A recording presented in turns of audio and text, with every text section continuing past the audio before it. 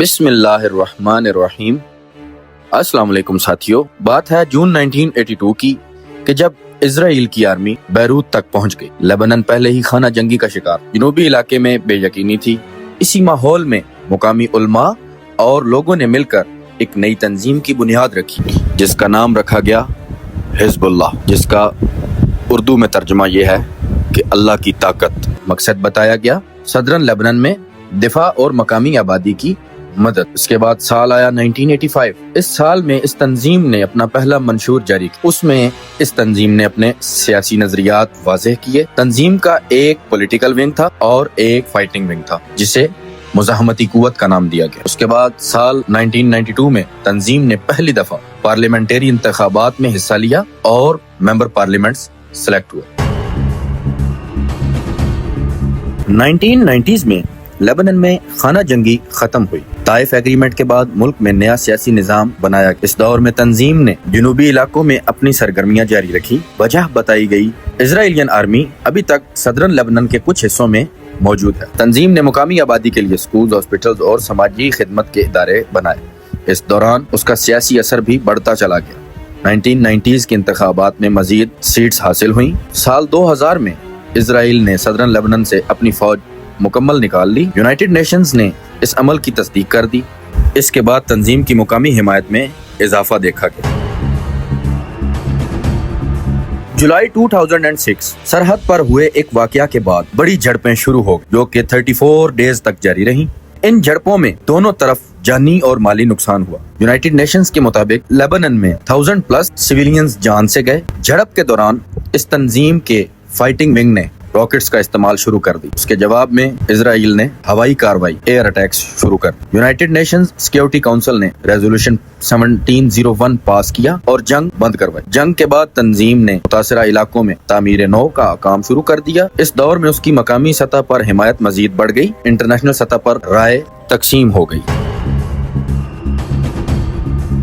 2006 کے بعد تنظیم ملکی سیاست میں مزید ایکٹیو ہو گئی۔ 2008 میں لیبنان میں سیاسی بحران ہوا۔ اس کے بعد دوحہ ایگریمنٹ سے نیا توازن بنا۔ اس ایگریمنٹ کے تحت تنظیم اور اس کے اتحادیوں کو حکومت میں شرکت ملی۔ اس دور میں تنظیم پر اسٹیٹ ود ان اسٹیٹ کا تصور میڈیا میں استعمال ہوا۔ وجہ یہ بتائی گئی اس کا اپنا فائٹنگ ونگ ہے، میڈیا نیٹ ورک ہے اور سماجی خدمت کا ایک نظام ہے۔ سیاسی تجزیہ کاروں کے مطابق جنوبی لیبنان اور بلبک کے علاقوں میں اس کا انتظامی اثر زیادہ ہے، پر وہ لیبنان کی حکومت کا حصہ بھی ہیں اور سٹنگ گورنمنٹ کی کیبنٹ میں شامل رہی ہے۔ 2012 کے بعد تنظیم کی سرگرمیاں لیبنان سے باہر بھی رپورٹ ہوئیں۔ خبروں کے مطابق تنظیم کے فائٹنگ ونگ نے پڑوسی ملک سیریا میں ہونے والی جھڑپوں میں بھی حصہ لیا۔ تنظیم نے اس کی وجہ یہ بتائی سرحد پار اپنے ہمدرد کمیونٹیز کا دفاع۔ اس دور میں تنظیم پر انٹرنیشنل سطح پر پابندیاں بھی لگیں۔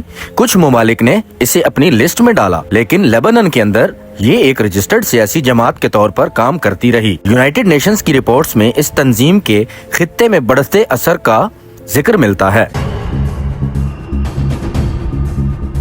میڈیا رپورٹس اور تھنک ٹینکس کے اندازوں کے مطابق تنظیم کی فائٹنگ ونگ کے پاس بڑی تعداد میں راکٹس اور میزائلز ہیں۔ ایک اندازے کے مطابق کی تعداد 1 لاکھ سے 1.5 لاکھ تک ہو سکتی۔ سوال اٹھتا ہے یہ ویپنز کہاں رکھے گئے؟ تجزیہ کاروں کے مطابق صدرن لیبنان کا پہاڑی علاقہ اور زمین دوز نظام استعمال ہوتا ہے۔ یہ سب اندازے ہیں، کوئی تصدیق شدہ سرکاری لسٹ موجود نہیں۔ اسی وجہ سے اسے خطے کی سب سے طاقتور غیر ریاستی تنظیم کہا جاتا ہے، لیکن تنظیم خود کو مزاحمتی قوت کہتی ہے جس کا مقصد اپنا اور اپنے سویلینز کا دفاع کرنا ہے۔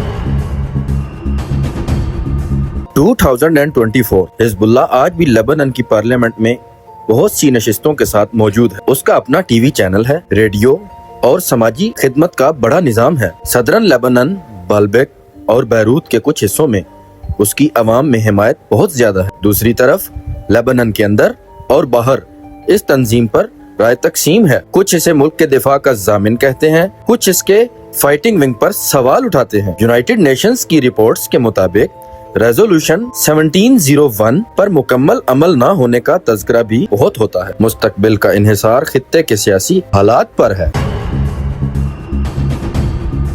ساتھیوں، یہ تھی حزب اللہ کی 42 سالہ کہانی 1982 میں چند لوگوں سے شروع ہونے والی تنظیم آج خطے کی سب سے بڑی قوت ہے۔ اس کا سفر سیاسی جماعت، سماجی نظام اور فائٹنگ ونگ کے درمیان چلتا رہا۔ اگلا سوال، یمن کے حوثیز نے بغیر نیوی کے ریڈ سی کا راستہ کیسے چیلنج کیا؟ یہ جانیں گے اگلے حصے میں۔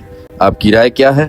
کامنٹس میں بتائیں۔ ویڈیو ایجوکیشنل لگی تو شیئر کریں، چینل کو سبسکرائب کریں۔ شکریہ۔